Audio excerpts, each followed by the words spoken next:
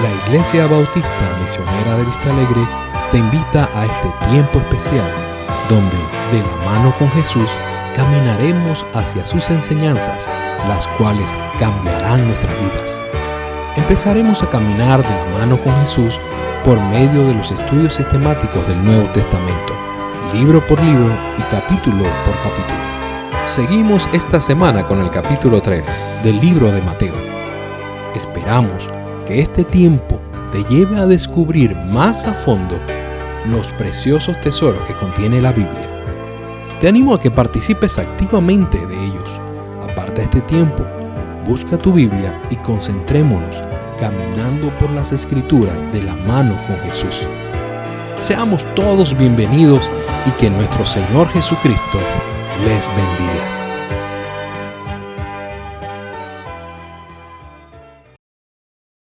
En este interesante recorrido de la mano con Jesús, con el propósito de estudiar, analizar, escudriñar la palabra de Dios, nos corresponde en esta oportunidad estudiar el capítulo 3 del Evangelio de Mateo.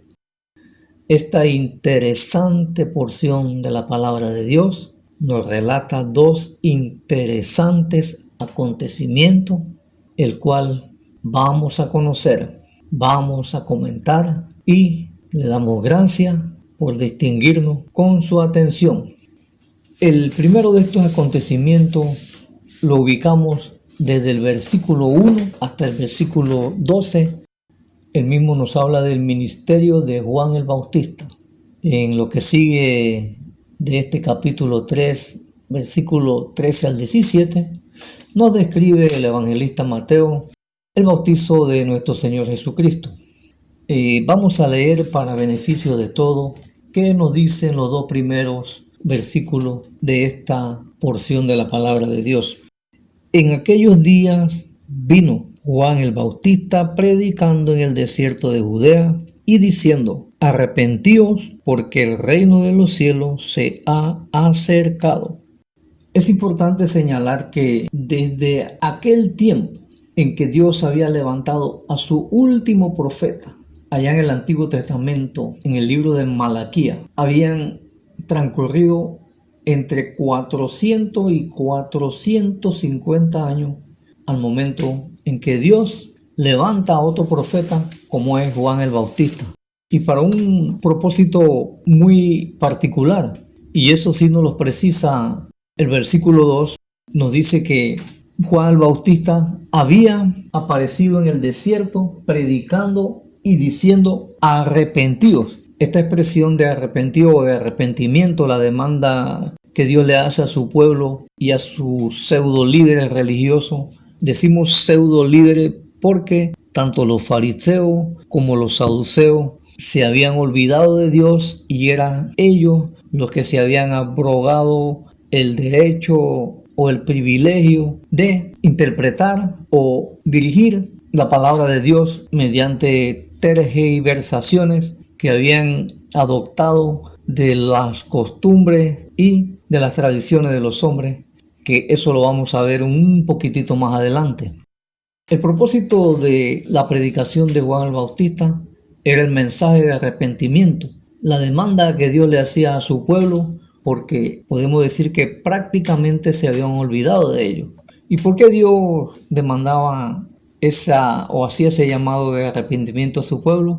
Porque ellos se habían olvidado del propósito principal para el cual Dios los había escogido. En Génesis 22:18 y Hechos 3:25, nosotros podemos observar que Dios había escogido a esta nación o a este pueblo para bendecir a todas las naciones del mundo. Ese propósito, ese objetivo, el pueblo de Dios lo había olvidado y andaba alejado de esta situación. Este llamado de arrepentimiento era algo reiterativo, algo que Dios había hecho desde el Génesis hasta el libro de Malaquías en el Antiguo Testamento. Pero hay una expresión que podemos ubicar en el segundo libro de Crónicas, en el capítulo 7, versículo 14, que es la expresión que yo la califico como la más significativa de ese llamado de arrepentimiento que Dios le hace a su pueblo. Para beneficio de todos vamos a leer esta porción de la palabra de Dios. Dice la misma: si se humillare mi pueblo, sobre el cual mi nombre es invocado, y oraren y buscaren mi rostro, y se convirtieren de sus malos caminos, entonces yo oiré desde los cielos y perdonaré sus pecados y sanaré su tierra. Así que el llamado de Juan el Bautista, reiteramos, de arrepentimiento era una reiteración, era algo continuo que Dios hacía a su pueblo, cuanto que los mismos prácticamente se habían olvidado de él, puesto que toda la ritualidad, toda la práctica religiosa de este pueblo en ese momento estaba fundamentada no en la palabra de Dios, que ya la tenían escrita también, y eso lo vamos a ver más adelante, sino que estaba fundamentada en costumbres y tradiciones de hombres.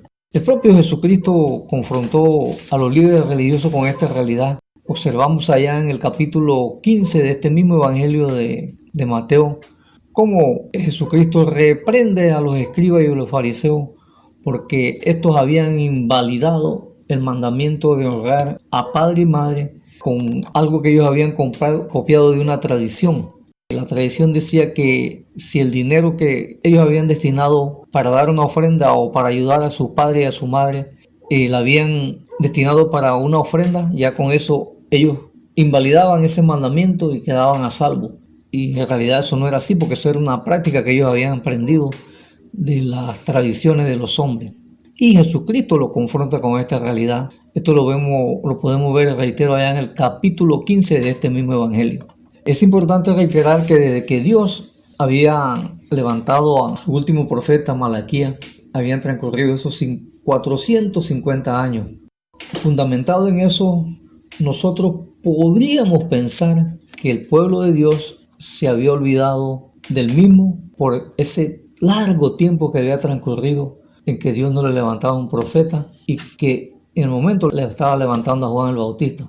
Pero quizás ese pensamiento, esa situación no la podemos justificar, porque la conducta de el hombre que tiene una comunión, una relación con Dios y se olvida de él, no es porque Dios está lejos o se ha olvidado de él, sino porque el corazón del hombre siempre está inclinado a lo malo. Eso lo podemos ver en el primer libro de la Biblia, en Génesis, cuando Dios mandó el diluvio.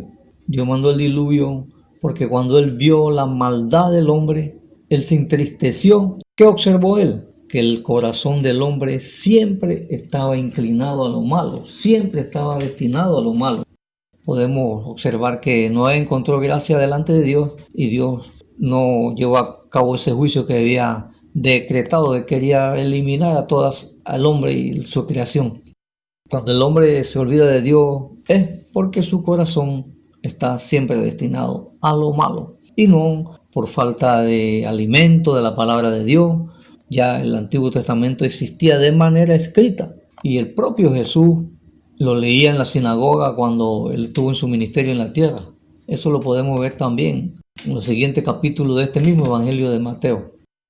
¿Qué nos dice el versículo 4 de este capítulo 3 del evangelio de Mateo? Juan el Bautista estaba vestido de piel de camello y su alimento era miel silvestre. Y esto motivó a que los líderes religiosos lo confundieran con el profeta Elías, que nos describe el segundo libro de Reyes en su capítulo 1, versículo 8. Entonces ellos lo confundieron y por eso ellos, cuando mandaron a preguntar al propio Juan Bautista quién era, si era aquel profeta que habían anunciado allá en Deuteronomio 18, 15 y 18. Podemos ver que ellos no se habían olvidado de Dios porque no tenían a dónde acudir para alimentarse. Ellos se habían olvidado de Dios por la dureza de su corazón y por haber mezclado la palabra de Dios con las tradiciones y las costumbres de los hombres. También podemos decir que hoy en día, teniendo la palabra de Dios contenida en la Biblia, se olvidan de la palabra de Dios. En consecuencia, se han olvidado de Dios también. Porque si nosotros no usamos la Biblia como la única fuente de autoridad para nuestra comunión con Dios y usamos otra cosa que no es la Biblia, sacada de las costumbres, sacada de cualquier otro rito, y la mezclamos, o ni siquiera la mezclamos, sino que no usamos la palabra de Dios, vamos a cometer el mismo error, vamos a cometer la misma conducta en la que había caído este pueblo de Dios, y por eso le manda al profeta Juan el Bautista predicándole o exhortándole al arrepentimiento. Pero el propósito de nosotros no es levantar un dedo acusador para señalar a alguien. El propósito de nosotros en este recorrido de la mano con Jesús es instruir al hombre de Dios o al que quiere tener una comunión con Dios, que vaya a la fuente original, a la única fuente de autoridad, la palabra de Dios contenida en lo que nosotros conocemos como la Biblia, y de ahí alimentarse y caminar con Dios. Este es el propósito de este recorrido de Caminando con Jesús. Siguiendo en el análisis de esta porción de la palabra de Dios, en sus versículos 5 y 6, nosotros podemos observar que había un pueblo sediento de la palabra de Dios, como hay hoy en día también. Hay un pueblo que está sediento, y es nuestro compromiso, nuestra obligación, ir a ese pueblo y predicarle la palabra sin adulterar, como lo estaba haciendo Juan el Bautista. Esto lo podemos observar en el versículo 5 y 6. Dice: y salía a él Jerusalén y toda Judea y toda la provincia alrededor del Jordán, y eran bautizados por él en el Jordán, confesando sus pecados. Podemos nosotros observar pues que había un pueblo que acudía masivamente. Aquí nos dice este versículo 5: y salía a él Jerusalén y toda Judea. Solo imaginarnos nosotros cómo iba ese pueblo tras esa predicación, tras ese llamado de arrepentimiento. Y ellos se arrepentían y confesaban sus pecados y se bautizaban. El bautizo de Juan era un bautizo de arrepentimiento, muy diferente al bautizo que él mismo anunció que iba a ser nuestro Señor Jesucristo, que es un bautizo en espíritu y fuego para perdonar nuestros pecados y vida eterna. Es que podemos también concluir nosotros que este pueblo estaba sediento porque los líderes religiosos le impedían que tuvieran una palabra de Dios genuina y un mensaje genuino. Los líderes religiosos, al ver esta masa de gente acudiendo de manera voluntaria y espontánea al llamado del arrepentimiento, ellos se preocuparon porque vieron en peligro su status quo o su condición de pseudo líderes religiosos, y también ellos acudieron de manera hipócrita. Observamos allá en el versículo 7 cuál fue la reacción de Juan el Bautista al confrontarlo con la hipocresía. Vamos a leer qué les dice Juan el Bautista. Generación de víboras, ¿quién os enseñó a huir de la ira venidera? Vemos pues que Juan el Bautista no fue nada amigable, nada diplomático con estos pseudo líderes religiosos, y los confronta con su realidad y les demanda a ellos que hagan actos que den frutos dignos de un verdadero arrepentimiento, y les advierte en el versículo 10: ya también el hacha está puesta a raíz de los árboles, por tanto todo árbol que no da buen fruto es cortado y echado en el fuego. Y ahí dice: yo a la verdad bautizo en agua para arrepentimiento, pero el que viene tras mí, cuyo calzado yo no soy digno de llevar, es más poderoso que yo. Él os bautizará en Espíritu Santo y fuego. Vemos la expresión de humildad de Juan el Bautista. Llevar los calzados de ciertas personas era una actividad exclusivamente de los esclavos. Entonces Juan dice que él ni siquiera era digno de llevar el calzado de la persona a quien él anunciaba, y que ese era el que iba a bautizar con un bautizo verdadero en Espíritu Santo y en fuego para perdón de pecado y vida eterna. Vemos pues la humildad de este profeta. El versículo 12 dice: su aventador está en su mano y limpiará su era y recogerá su trigo en el granero y quemará la paja en fuego que nunca se apagará. ¿Qué era un aventador? ¿Y qué era una era? Un aventador era un instrumento, una herramienta agrícola para separar con la ayuda del viento el trigo de la mata del trigo o de la hierba. Cuando esto sucedía, la hierba se separaba, el trigo se llevaba a la era, que era como el depósito, y la hierba era quemada. Esta es la expresión que usa Juan para indicarnos, para señalarnos que Jesucristo en un momento determinado, Él va a hacer esta misma actividad. Él va a separar a lo santo de lo profano. Lo santo lo va a separar para vida eterna, para ir a morar con Él en el cielo y en su reino, y la hierba que representa a lo profano va a ser quemada. Aquí Juan el Bautista advierte que quemará la paja en fuego que nunca se apagará, nunca se va a apagar. La llama del infierno nunca se va a apagar, van a permanecer encendidas para siempre, porque el tormento es eterno. Y esta es la expresión que utiliza Juan el Bautista para indicar cuál va a ser el propósito de Jesús cuando Él venga y juzgue, haga el juicio para vida eterna y para condenación. Con este versículo, pues, con esta ilustración, concluimos lo que es el ministerio de Juan el Bautista. Ahora vamos a pasar a desarrollar el bautizo de Jesucristo. Esto lo encontramos en los últimos 5 versículos, del 13 al 17. Es oportuno examinar brevemente cuál era la práctica del bautismo en el pueblo judío. ¿Quiénes se bautizaban? Que los judíos, pues, para este tiempo que Jesucristo estaba en su ministerio en la tierra y antes de eso, podemos señalar lo siguiente. Los únicos que se bautizaban en ese tiempo eran los prosélitos. ¿Quiénes eran los prosélitos? Eran esas personas que abrazaban o se convertían al judaísmo o a la religión de los judíos, que no pertenecían a esta nación o que pertenecían a otras naciones o eran gentiles. Todo el que no es judío es gentil. Nosotros somos gentiles, pero nosotros tenemos el privilegio de haber sido hechos hijos de Dios. Cuando un gentil de otra nación se convertía al judaísmo, ellos tenían que pasar por un rito que tenía 4 pasos, y uno de esos 4 pasos era el bautizarse. El primer paso que se le pedían a estos prosélitos era que se circuncidaran o se cortaran la piel del prepucio. El otro rito al que tenían que someterse era ofrecer un sacrificio en el templo. Y el cuarto rito que se le pedía a un prosélito convertido era comprometerse a la obediencia de la ley de Moisés. ¿Por qué querría Jesucristo ir donde Juan para que lo bautizara?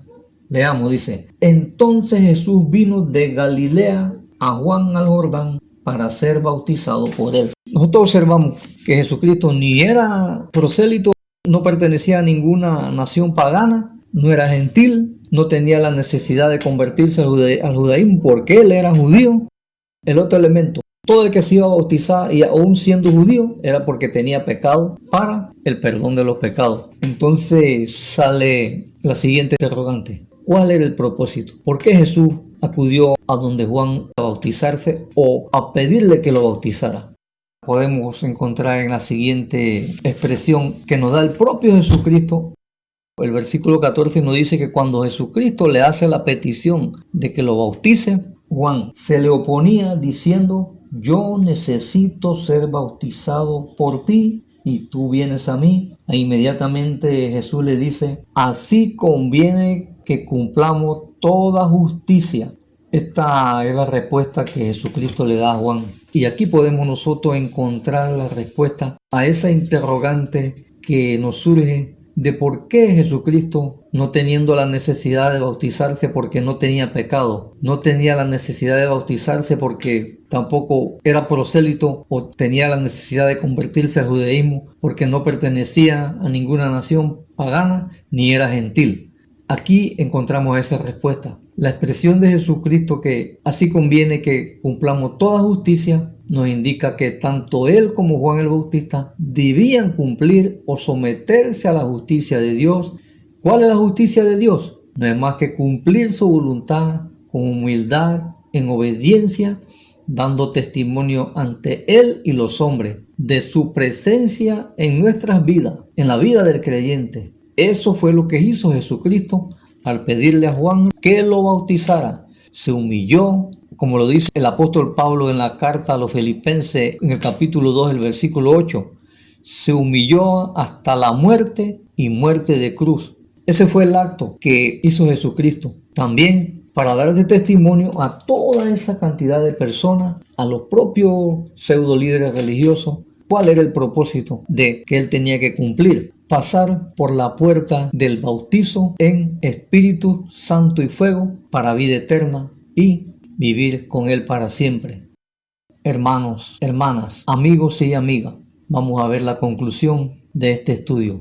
3 son las conclusiones que nosotros podemos sacar, a las cuales tuvo que enfrentarse Juan. La primera de ellas la vemos que en los versículos 5 y 6 vemos que Juan, a su llamado a un gran número de personas que salían de los diferentes lugares, de las diferentes regiones de Jerusalén y Judea, con un genuino y sincero arrepentimiento, con una necesidad de buscar a Dios, reconociendo su condición espiritual, confesando sus pecados y bautizándose según lo que nos indican los versículos 7 y 8. También otra conclusión, vemos a los fariseos, a los líderes religiosos, acudiendo a Juan el Bautista de manera hipócrita, de manera solapada, para que Juan lo bautice, pero con el propósito de que ellos no querían perder su condición de líderes, ellos veían en peligro ese estatus que tenían. Y Juan los confronta, los rechaza. Vemos pues, primeramente, a un pueblo sincero, genuino en su solicitud de bautismo, confesando, reconociendo su condición espiritual, y vemos a un grupo de líderes religiosos acudiendo, solicitando un bautizo de manera hipócrita, de manera solapada.